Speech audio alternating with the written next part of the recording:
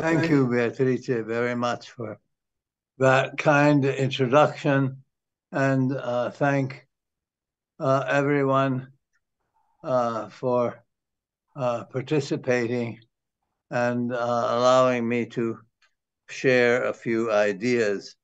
Henry Kissinger and I both studied at Harvard, but we did not know each other there. I worked with him twice.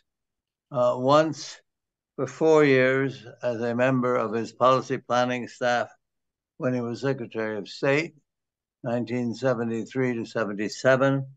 And then again, I was the staff organizer for the National Bipartisan Commission on Central America, which Kissinger chaired in 1983, 1984.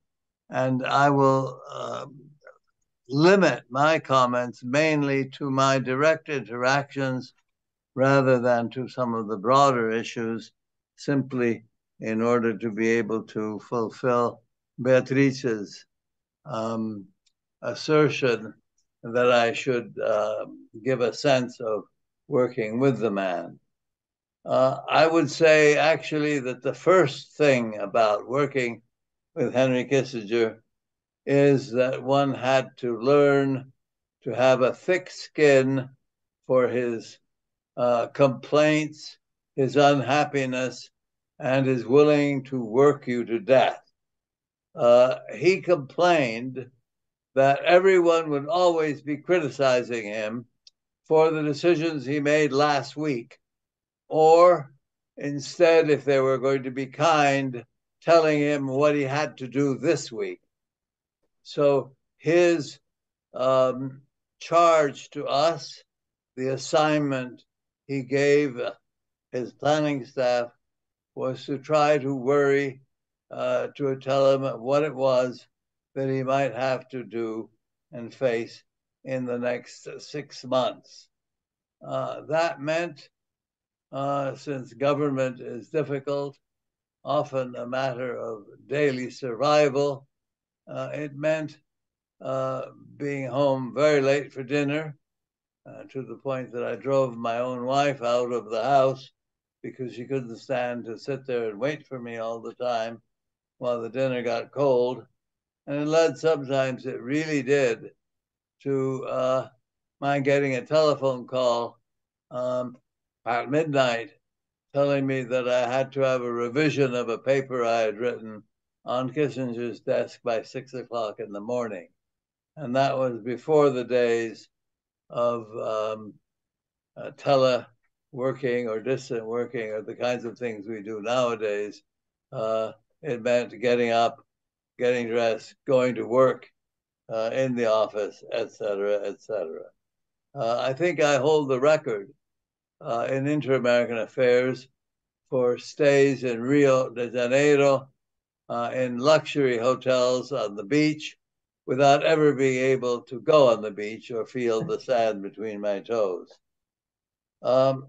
Kissinger spent a lot of time worrying about speeches and about the value of words. Now, to a lot of cynics, speeches are just propaganda.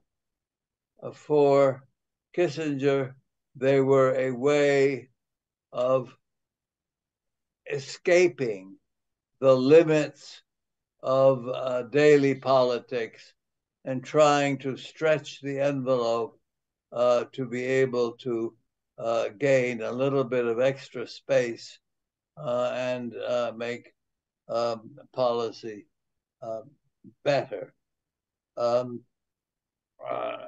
This really did mean a great deal of work. It was not uncommon for us to spend 15 drafts of a speech. And I remember one occasion Kissinger complained. He said, "Why does it always take 15 drafts to get something that is reasonable?" And Winston Lord, who was the director of the staff, looked at him coldly and said, "Mr. Secretary, it would help if you had read the first 14. Sharp-tongued, impatient, often feared and disliked within the bureaucracy. One of the difficulties of working with Kissinger was that the old tradition of memorandums of conversation, because in government you don't want conversations of state to be left to go unrecorded. They simply allow for too many games to be played by too many people. But Kissinger would be furious with many of the notes that were sent to him of his conversations. Later, he would complain that the people who had taken the notes weren't qualified because they couldn't even understand what he was saying. And for me, this turned into a very useful thing because I was still a young and largely unproven officer at that point, and I was able to be present at many important meetings as the note taker, the invisible note taker. Kissinger was different from many others in the American system because he was fascinated and took advantage of differences in culture and history. He was really extremely interested in identifying what other people thought and how to convey his views in ways that they could understand. This personally, for me, meant extra work. I can remember staying up virtually all night in Mexico City, retranslating one of his speeches, working with a very nice lady who was a Spanish Republican exile, who would give me what she had translated, and I would fix it. I would correct it. I, the American visiting, would sit there and correct her Spanish. She held her breath for a while, but finally she exploded. She said, "Einaudi, you are making him sound like a Mexican." Well, part of the point is to be able to communicate with the people that you're talking to. Now, we've all talked and we all think about ideology. And in today's world, as in Kissinger's world, ideology was very important. But I should say that it's important to note that Kissinger was really a very practical person, a pragmatic person in many, many ways.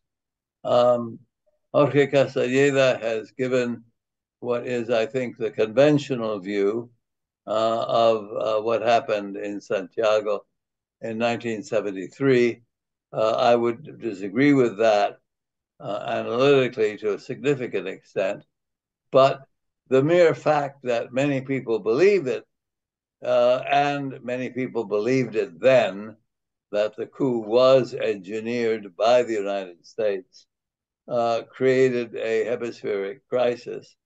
And it led Kissinger to launch something he called the New Dialogue in an attempt to identify how relations in the hemisphere could be improved. Now, his choice for doing that was to turn to one of Jorge's predecessors, Emilio Rabasa.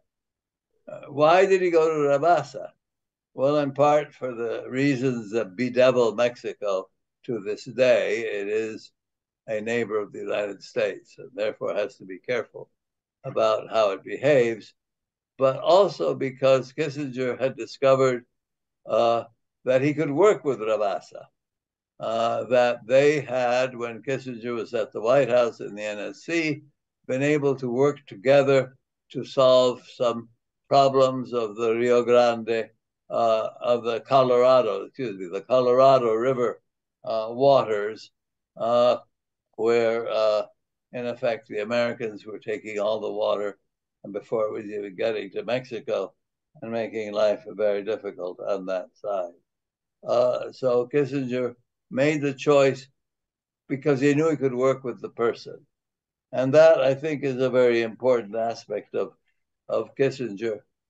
He was careful to understand who he was working with and making his judgments about them. He was also adaptable. He was very adaptable. I will only mention one simple case. We went to Venezuela once, and I had prepared in his opening meeting, which is a reception that Carlos Andrés Pérez gave for him, a few talking points, which Kissinger threw away. And he spoke off the top of his head with Nixonian type reasoning about the special relationship and et cetera, et cetera. Afterwards, we met in the room of the American delegation, and Kissinger asked me in front of everyone, well, how did that toast go? And he was really very pleased and ready to be told that it was very good. And I said, I wasn't going to tell him what I thought. I was going to tell him what one of the leading Venezuelans present had said to me. And that was that the United Fruit Company must have been really holding a loaded revolver against his head to get him to say such nonsense. Well, some of the people there were sure that my body would be floating headless in the river the next day. But from then on, Kissinger paid attention to what I had to say to him. In the 1980 presidential campaign, Kissinger was quoted as saying that Jimmy Carter had unleashed human rights policies on the world without knowing on what shores it would wash up and with what consequences. In that sense, Kissinger immediately identified himself as an enemy of Luigi, you have 1 minute left. Let me say that in the report of the National Bipartisan Commission, Kissinger made an effort to correct that. And he said, he wrote that experience has destroyed the argument of the old dictators that a strong hand is essential to avoid anarchy and communism, and that order and progress can only be achieved through authoritarianism. Now, let me just say something quickly, the last point. Kissinger has never been Secretary of the Treasury like George Shultz or Jim Baker. And the United States has been very lucky to have very good secretaries of state in the last century. But there is a deeper difference. He was born in Germany of Jewish parentage. He became American, but he was less American and more American. He was less American because can you imagine how he could have dealt with Nixon, who was a strong, virulent anti-Semite?